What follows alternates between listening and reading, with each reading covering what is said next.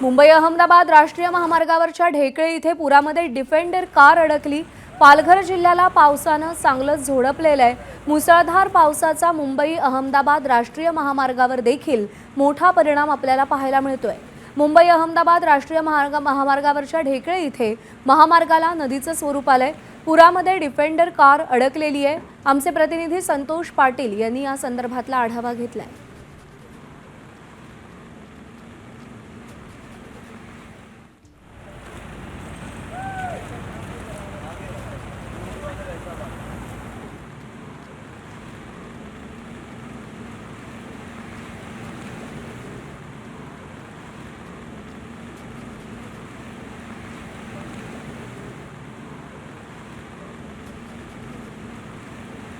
ढेकाळे येथे आहे आणि आपण बघाल तर हा पूर्ण ब्रिजच्या खालील भाग आहे, त्याला नदीचं स्वरूप आलेलं आहे।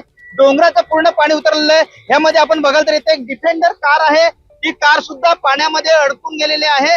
अगदी मोठ्या प्रमाणात आपण बघाल तर इथे जी नदीचं स्वरूप आहे ते आपल्याला आलेलं पाहायला मिळते। हे हॉटेल फन जे आहे त्या फनच्या हॉटेल फनच्या आवारामध्ये सुद्धा पाणी आहे, ते शिरलेलं आहे।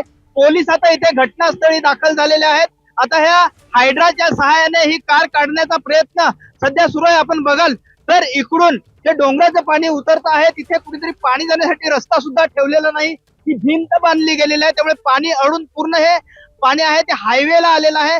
पूर्ण आपण बघाल तर इथे वाहतूक कोंडी सुद्धा मोठ्या प्रमाणात होताना दिसत आहे। एकूणच पाहायला गेलं तर हा मुसळधार पाऊस तो जो पडतोय त्याचा परिणाम आता सर्वच ठिकाणी होताना दिसतोय, तर राष्ट्रीय महामार्गावर सुद्धा हा परिणाम आपल्याला पाहायला मिळतो।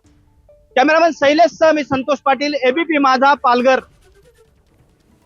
पालघर जिल्ह्यात मुसळधार पाऊस सुरू असून याचा परिणाम आता राष्ट्रीय महामार्गावर सुद्धा व्हायला सुरुवात झाली आहे।